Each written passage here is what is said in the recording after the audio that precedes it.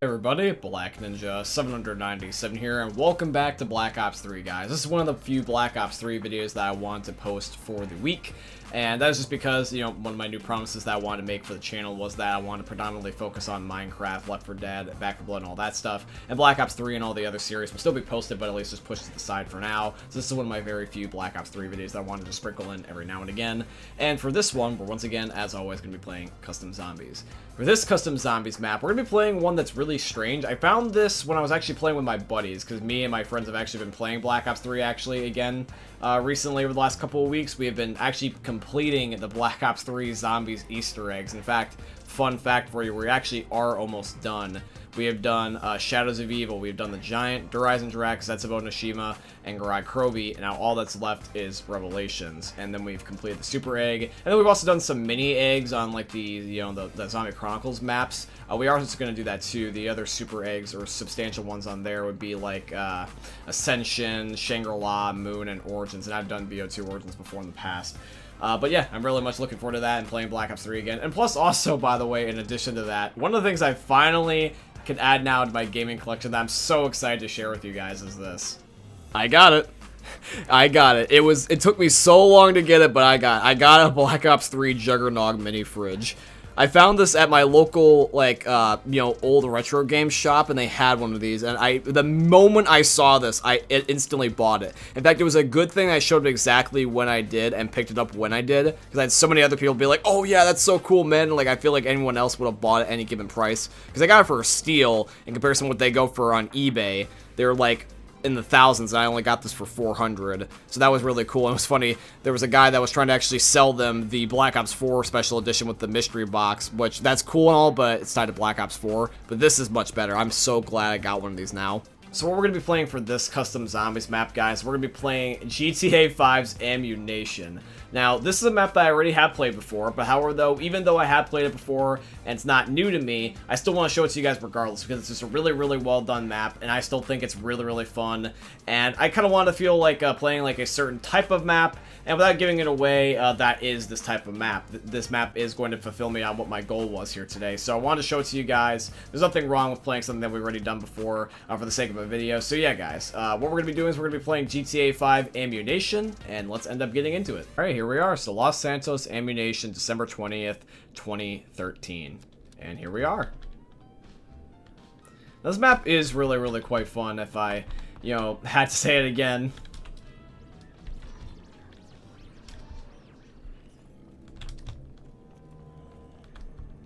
Alright, so this is pretty much Los Santos. I mean, we only literally are playing at the Ammunation in this map, which, now, if you guys are wondering, we literally only are playing at the Ammunation, basically, inside this map, because the type of map that we're playing here, which now I can say, is that this is basically a sandbox. We're literally just going to be playing in the Ammunation. That's it. It's quite small of a map, but it's still fun regardless. So, we got some really, really cool stuff in here that I can't show you guys. It's just I gotta be able to earn just enough points just to be able to get it, because right now we're just stuck inside the parking lot, basically. But the map does look nice, though. I mean, I don't necessarily know what the Himalayas over there, but it looks nice. It's really funny when you play like Custom Zombies maps, and like, there's certain game textures that people add that look really nice, but then you just see the backgrounds they choose. It's just stock images that you can find on Google. It's just like, oh, that looks nice, even though I know that's just IRL. All right, let's pick up the garrison. Melee you. And by the way, guys, in addition to playing, this map, I just also want to bring up just GTA content in general. When I played GTA 5 for the first time in a long time on my Twitch channel, that was really, really well supported, and it was awesome to play it again, so I just want to give a shout to all of you that tuned into that stream from a few weeks back. Thank you. GTA is not going to be a regular thing onto the channel, at least at the moment. The idea is that I'm still sticking with my guns, and, primarily going to be live streaming and recording Minecraft and Left 4 Dead and all that stuff. But like I said, occasionally, every now and again, I do want to try to implement some new stuff, even some old classics, so I decided to play GTA recently. And it was really, really fun to play that again. I'm just waiting for when they release the Series X and PS5 version of the game. It's funny, you know, GTA 5 has been on several different consoles at this point. Like, things like the PS2 used to have, like, 3 GTA games at a time. Now, GTA 5 has been on, like, 3 PlayStations. That was a meme I saw. It was actually kind of funny. Alright, so that costs $5,000 to get into the ammunition, so it does cost quite a bit. But we will get there soon enough. It's just that this pistol is, really strong, so it will one burst for a while, so we may not get enough points for a minute here. That is unless we get headshots. Sometimes if you get headshots, you can get a decent amount of points. I think the Garrison's actually a Black Ops 4 gun. Believe it or not, I have dabbled in Black Ops 4 enough to the point where I do know some guns just based off of, like, their locations. Like, I can just tell this is a Black Ops 4 gun even if I don't know it for sure yet. There's just certain guns in Call of Duty that's got a feel to them.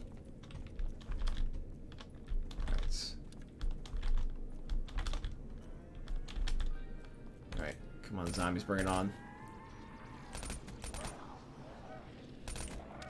Look, I was gonna say, you're still one bursting, right? I was gonna say, is if you started to not one burst like that, then we would have a problem. There's only this and one other gun in here. There's the Fang, which is like an SMG from Modern Warfare Remastered.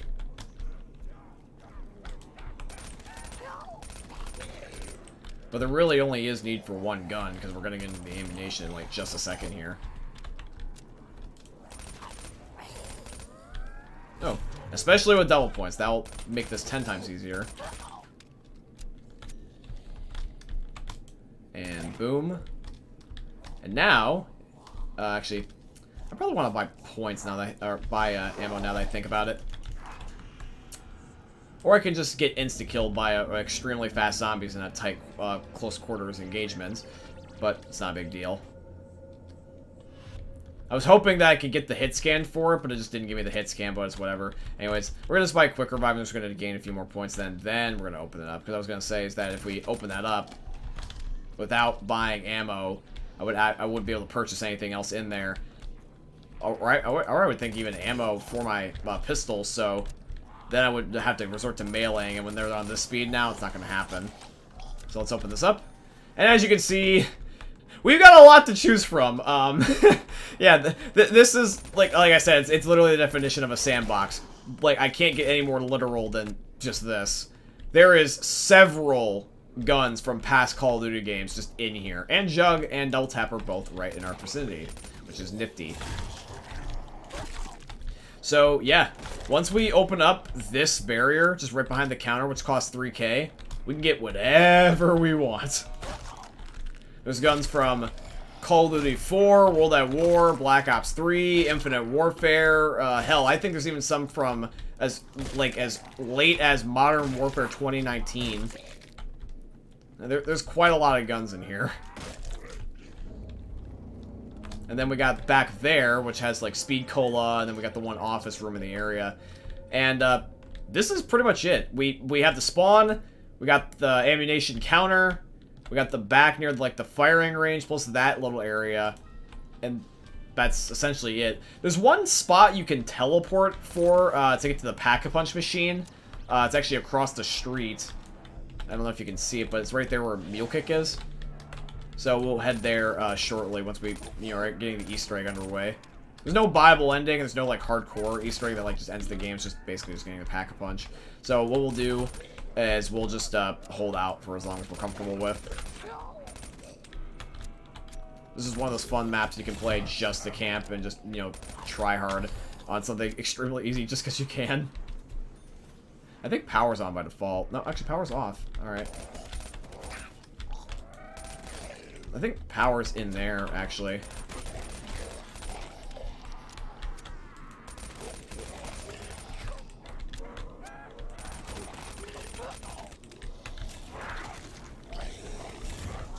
Another max ammo? Don't mind if I do.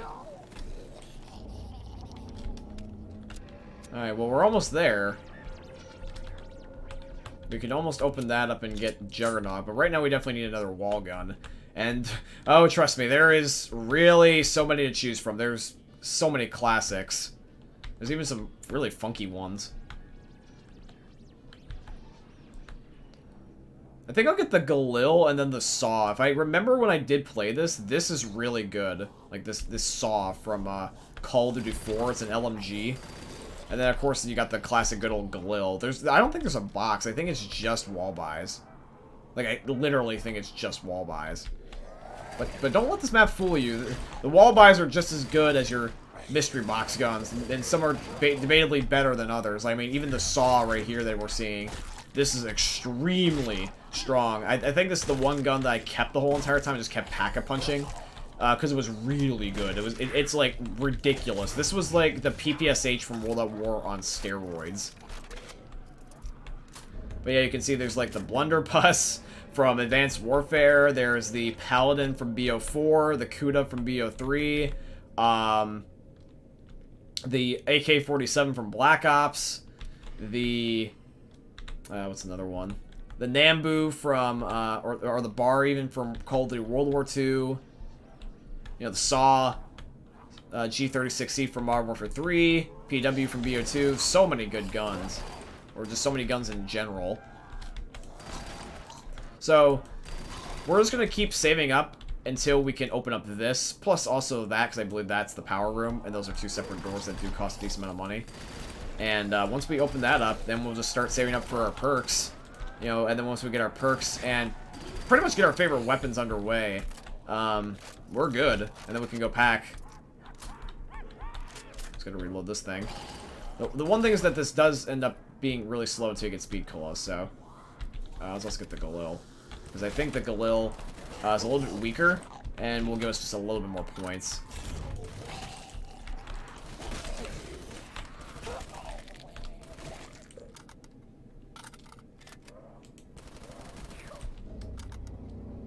There we go.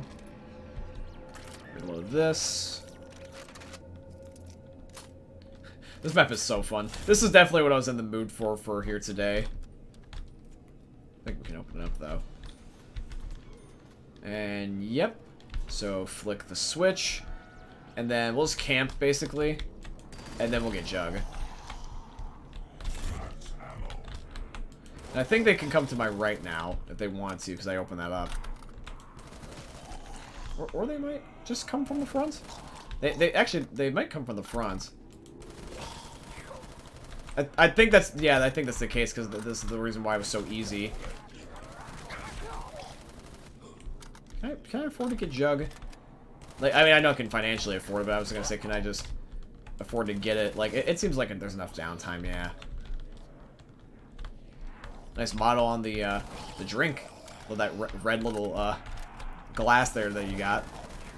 I'm so glad I got a Juggernog mini fridge now, by the way. Like, I mean, it's definitely, by all means, not the best investment in the world, fundamentally. I could, like, get, like, a much bigger mini fridge, but the way it is, though, is, like, the fact that it's just Juggernog is just such a cool collectible.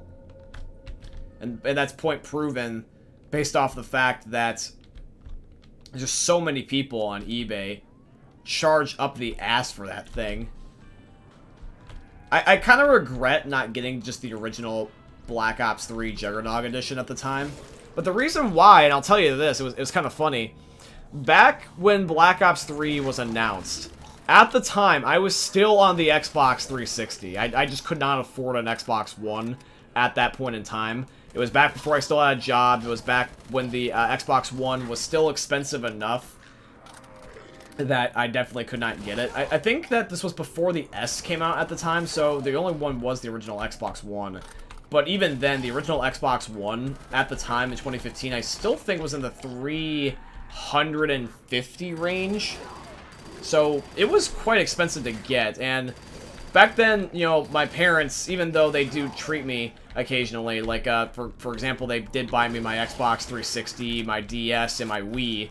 But that was across, like, all the family members. They all, like, chipped in bits of money. And I shared that with my brother, so it was also kind of like an investment for them. The Xbox One was a console that I want just for me. And so there really wasn't that much, you know, push to get it then because it was just going to be for me. And it was a high ask at the time. I've never really been poor. I've still had some nice things. But I never was the kid that, like, you know, just be default be rich. So if I want a game console, I really had to get lucky, or I had to earn it. And at the time, the 360 was still getting me by. So what I was doing is that I would just typically buy a lot of Xbox One games for the 360. Like, you know, for example, why you guys saw so many not Infinite Warfare, God forbid Infinite Warfare was on the Xbox 360. Can you imagine if that was the last game and not Black Ops 3?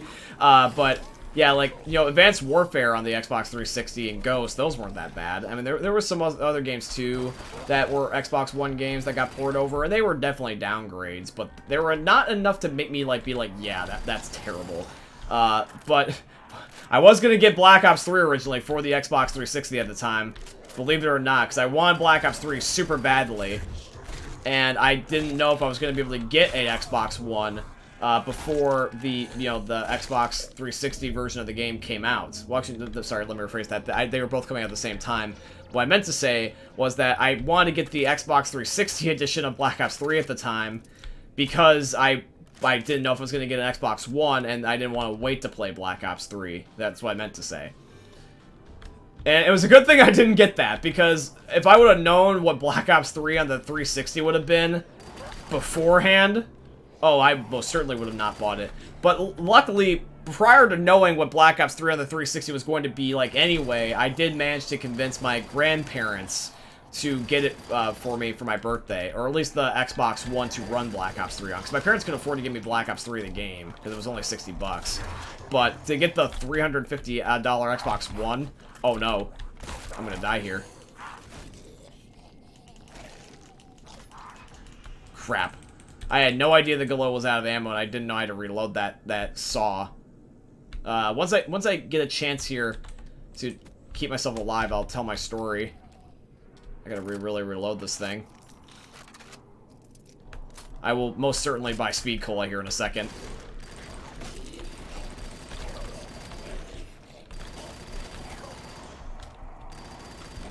Okay.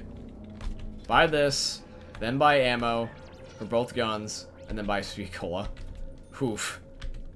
Anyways, what I was trying to say with my story before I ended up getting cut off by my demise almost, is that originally, when I was trying to get Black Ops 3, I was going to get it for the Xbox 360. There was just no guarantee that I was going to be able to get an Xbox One in the first place. And then my grandparents, my dad's parents, came through for me, because they kind of show their love through spending. And even though they're not the richest in the world, they could fork over at least $350. So it was all on them for, like, a birthday gift. And I was like, you know, thank you, Grandpa, thank you, Grandpa. I really appreciate it from them, truly, because at the time I was still kind of not able to buy my own things like I can now, because it was the year before, it was the last year before I had my first job.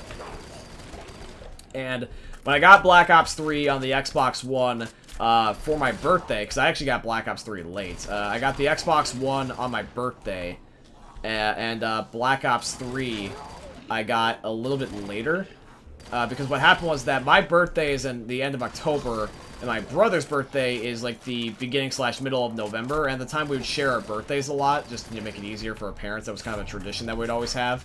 And the parties, we only would ever have one party, so sometimes it would be more closer to my birthday and more closer to Nathan's birthday, my brother. And I got the Xbox One for our birthday party, which was around the time, though, of my brother's birthday, which was more towards like the first week, I think, of Black Ops 3 rather than the actual launch date. If the birthday party was more towards my birthday, which is October the 28th, I could have gotten both the Xbox One and Black Ops 3 in time before the launch. But because it was, like, I think, like, a few days after my brother's birthday, or, like, on the day of my brother's birthday, I think, it was, like, I think, like, a few days after Black Ops 3 came out. So I missed, like, a week, but, it wasn't the biggest deal in the world. And it was still definitely worth the wait, because if I would have played the Xbox 360 version of BO3, and if I would have paid the full price for everything, because I put a pre-order on that bitch back in the day. I put a pre-order back on Xbox 360 BO3. Can you believe that? I put a pre-order for that back in the day at GameStop. And I'm so glad that I canceled it and just found a way to convince my grandparents or my family in general to get me an Xbox One. Because otherwise, I would have been having a much more different story, I'll tell you that much. The main reason why I also just pushed for that also in general, too, is because my friends were just starting at the time, too, to finally also move on to the Xbox One. Because the Xbox One was out for 3 years at that point. It was definitely needing for an upgrade. And, you know, sooner or later we knew that things were starting to be only just for the next-gen consoles, and it happened to be around that year. Black Ops 3 did happen to be the last Call of Duty available on the Xbox 360. And many games also after followed suit, because pretty much the only other game that was still being made for the 360 was sports games at that point. And I just didn't want to, you know, buy sports games, so I was like, yeah, I definitely need an upgrade. If I wanted to keep my YouTube channel relevant by posting more modern games, and I wanted to play with my buddies, you know, still, I needed to get that Xbox One. So, by the grace of God and my grandparents, I got the Xbox One, I got Black Ops 3 for there, because otherwise, I could have still been, at this day, playing Black Ops 3 on the Xbox 360, and oh boy, that would have been a much more different story. Because the Black Ops 3, if I would have known, man, oh, I would have not even bothered to, like, you know, pitch that idea. I would probably been like, yeah, I'll gladly wait. Because people didn't know until they got the game on how bad it was. It's infamous for being made fun of. But still, it would be really funny to see Infinite Warfare on the Xbox 360. That would have been hilarious. That really would have been hilarious. It's funny, back in the day, I actually asked for Black Ops 3 to be made for the 360 because at the time I didn't know if I was going to get a 1. I made a video about it, actually. I think I made a video that's still up on the channel you guys can check out, just me talking about, like, hey, let's Black Ops 3 be the last 360 game. And I got that wish, but, not in the way I was expecting to be. So I've had a weird history of gaming. And I've had a weird history of Black Ops 3, but I made it work. Yeah, this saw is ridiculous. You can see once you get double tap, it's just game over. And the fact that I can constantly just keep buying ammo is just amazing. And I got plenty of cash, so I'm just gonna take the teleporter and we'll get out of here. By the way, you can't open this. This is just there. But let's take the teleporter. So, here we are, and this is kind of cool. It's got, looks like some memorabilia. I can't remember if there was something in here I could grab. I think you could grab something.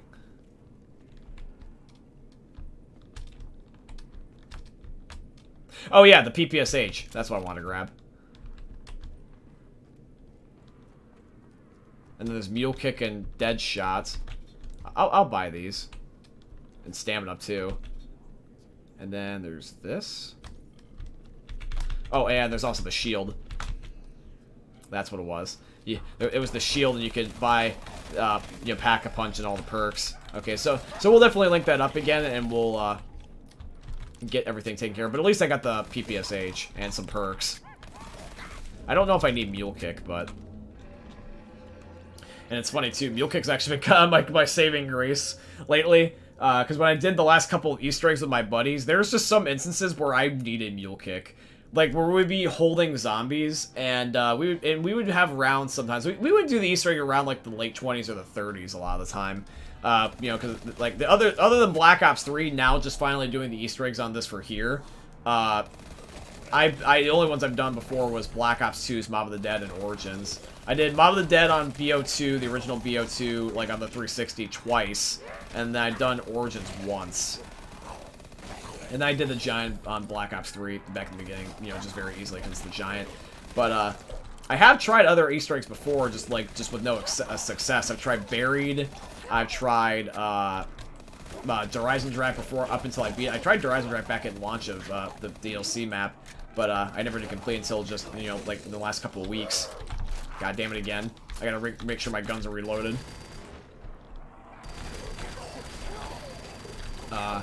You know, I did all the Advanced Warfare Easter eggs except for the last one. Although I did try that one. I got to, like, the jumping step out of the map. If you guys know what I'm talking about, if you ever played that. I did the default map of Call of Duty World War II to complete success, actually. Which was kind of cool. What else? Yeah, that's it, because I never did the original BO1. Although I might go back to BO1 and get, Call of the Dead. Because Call of the Dead, I know is on Black Ops 4. Technically, it's not really Black Ops for having Call of the Dead on there. It's just the using Call of the Dead's assets, but people say it's the same thing. But regardless, though, I'm thinking about it, and if I ever did want to complete Call of the Dead, I would have to probably get it on BO1 because I would never get it on BO4. I just don't want to do anything with BO4 because BO3 has pretty much every single zombies map other than a couple of exceptions. There's no Call of the Dead. There is no Black Ops 2 maps other than just Origins. But there is all the World at War maps. There's a majority of the BO1 maps. And of course you got Black Ops 3 itself. And its DLC. The only thing you're missing on there is just mostly the BO2 maps, one Black Ops 1 map, and then anything after BO3, like, you know, Black Ops 4 and Cold War. But you can get those through mods for the rest of them. It's just that if you want to do it officially, though, for the canon, you would either have to go back to an old game or get the remastered or the reinvented ones, as they call them. Kind of like how BO4 had Call of the Dead, even though it's not really Call of the Dead.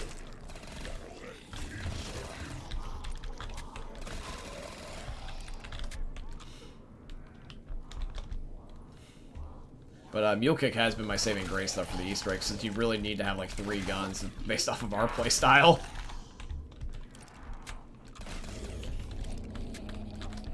Even though BO3 Easter eggs are kind of cheeky and weird, they're still fun. They definitely are still fun. And with Gobblegums, it's for sure a lot easier. Because I remember doing Mob of the Dead and Origins, and dude, like... Before Gobblegums, I don't know how a lot of people did it. Black Ops 3 is so easy. For the people that say Black Ops 3 is hard, it can be tedious at times. But really, it's not. If you get the right Gobblegums, it's good. And hell, like with Black Ops 3, the Gobblegums, you didn't need to own the DLC except for the whimsical Gobblegums, and those were just gag Gobblegums, or just for fun Gobblegums. You could get every Gobblegum in the game if you really grinded enough Liquid Divinium. And there really is no reason to buy Liquid Divinium. You're not at a disadvantage like with you were with multiplayer with the Black Ops, you know, or the Black Market guns.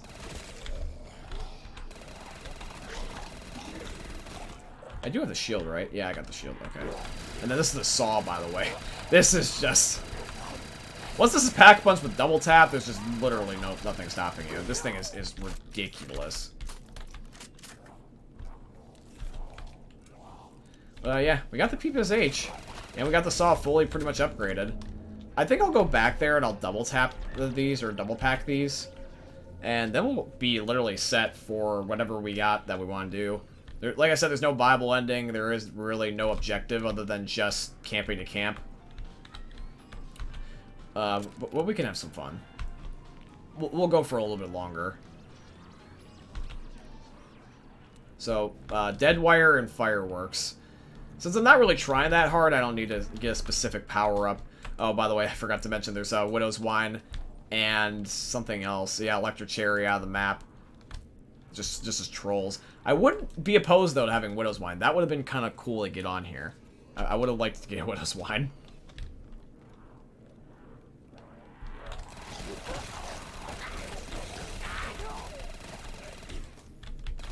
Another max ammo, don't mind if I do. You know, if the Gobblegums stayed as a thing, or if they just want to care about the sake of canon, they could have really made for another pre-order bonus for Call of Duty Zombies, because, like, World at War through Black Ops 2 is multiplayer pre-order bonuses for, like, their special editions of COD, at least from the Treyarch series, and then BO3 onward, or BO3 up until BO4, I don't know if Cold War had anything, but BO3 and BO4 had Zombies things, like the Jug Fridge and then the Mystery Box. For Cold War, what they could have done like a Gobblegum machine, like an IRL Gobblegum machine. Like you just have a gum machine. It would just look like Dr. Monty's thing. You could, you know, pop in a quarter or just whatever you want to get like gum. It wouldn't be the same as the fridge. The fridge is definitely the best pre-order Call of Duty's ever had, period. Because you can just use this just as a normal item as much as it looks cool. But I do like myself some cool pre-order bonuses. Now definitely go for what you like. You know, I'm not saying get it just to get it. Like, if you're a collector like me, it's only been a recent thing that I started collecting. I don't hoard, that's the difference. I used to hoard. I will admit that. I had a really bad habit of hoarding.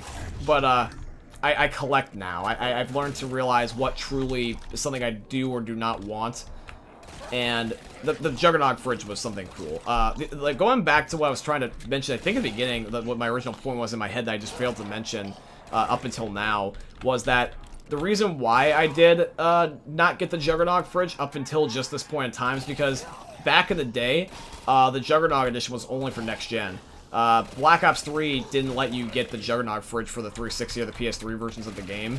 So, for my pre-order, I obviously didn't want to pre-order a game version I couldn't use because there was no guarantee I was going to even be able to get an Xbox One to play the Xbox One version, which had the pre-order. So, it's just like, oh, screw it, I'll pass it up. And those things did sell out initially like hotcakes. I mean, these things, I don't know how many there are, but every time I look on eBay, man, they're just through the roof. The only pre-order bonuses for games that I can think of that I still would want at this point is the Zelda Breath of the Wild one, because I didn't have a Switch at the time that that came out. But the Zelda Breath of the Wild pre-order, that was cool. I really did like myself that. I'm probably going to die unless I can back up. I don't want to spill water on my keyboard.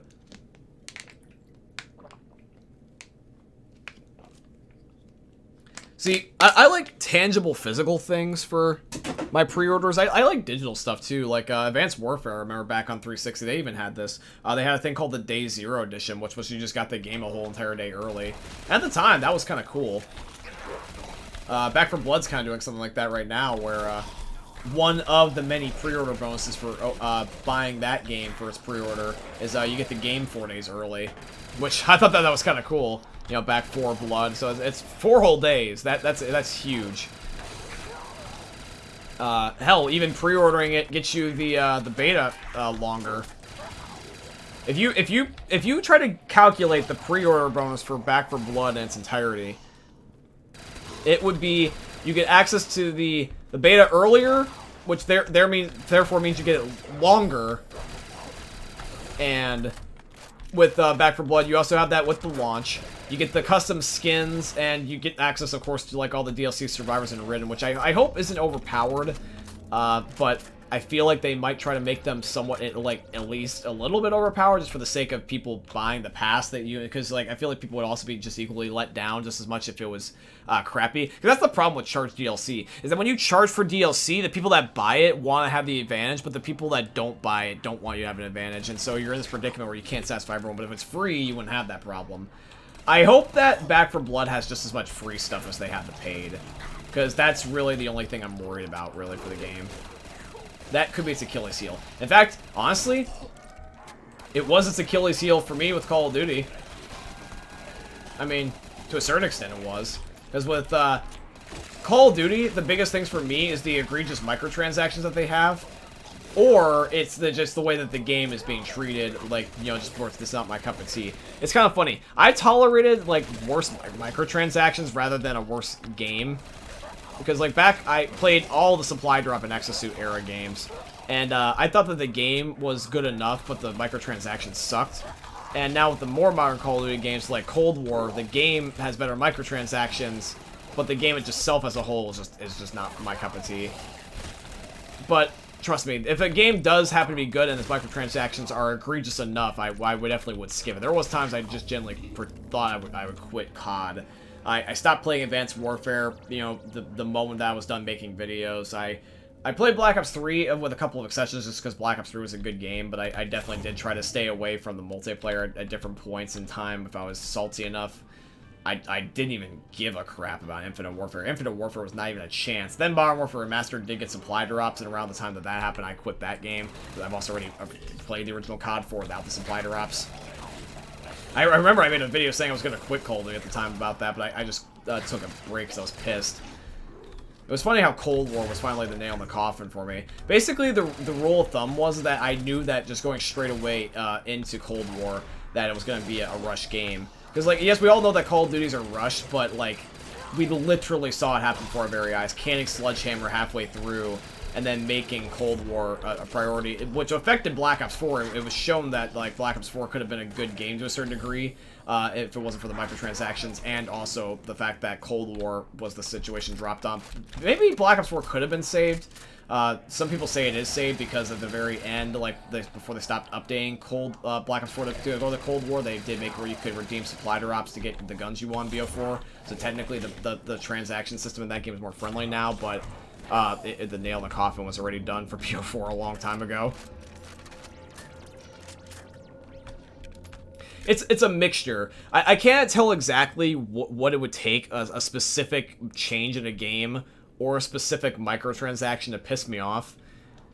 Like, Black Ops 4, I played every single Zombies map at least once, because I did buy the pass. Like, what happened with Black Ops 4 was, I bought the full version of the game, the full pass and all, because, you know, Treyarch, before Black Ops 4 didn't do me wrong. I always thought they would make good games. But, with Black Ops 4...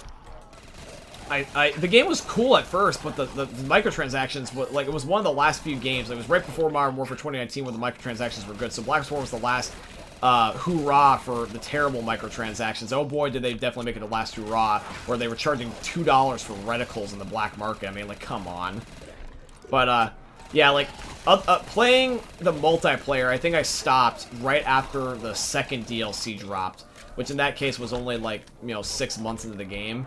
But even then, during it, I played very little just to begin with, period. I think the last time I played it, like, constantly in a row was, like, the first 2 months. And for me, that's a huge jump. Because before, I would let the, you know, the DLC roll out for the Call of Duty, and then I would finish it and then go back to an older Call of Duty, because obviously the new one's not going to get content after that. Now they just get trickled out endlessly in Call of Duty. But back then, we got the DLCs, and then after that, that was it until we got the next COD game. And I would either wait for the DLCs normally, or I play the game in its entirety the whole entire year. Black Ops 4, I played a lot in the beginning. I did like it in the beginning, but then by the time around, like, literally the first DLC, first 2 months, I started playing less and less and less, and by the time the second DLC happened, I just stopped playing multiplayer altogether. And then there was no campaign to do. There was just the weird specialist missions, which I did do that, but that was just quick. So for Zombies, that was really the only thing I had to do left, because that was the only thing I was remotely interested in. And I only played every single DLC zombie map past the second one once, and I only just played them like once or twice in general.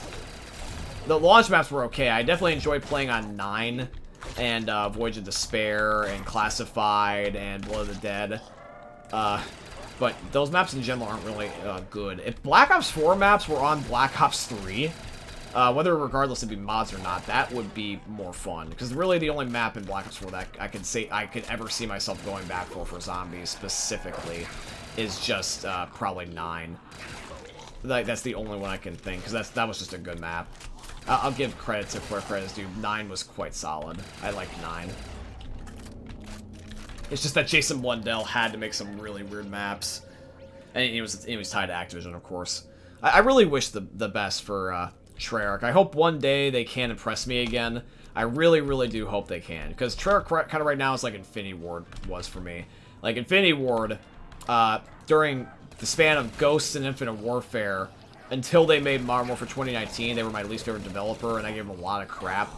Now with Modern Warfare 2019, where it's the complete polar opposite of what they originally once did, and now with Treyarch having Black Ops 4 and Cold War being just so bad, they just really switched places. And Sledgehammer's just kind of in the middle. Sledgehammer's just never really done me wrong.